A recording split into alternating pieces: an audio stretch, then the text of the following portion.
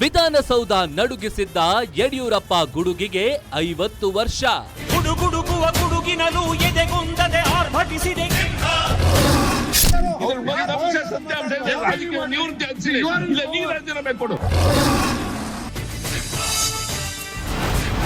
ಕೊಡುಗೈ ಶೂರ, ಶಿಕಾರಿ ವೀರ, ಬಿಎಸ್ವೈ ಕೊಟ್ಟ ಕೊಡುಗೆಗಳೇನು?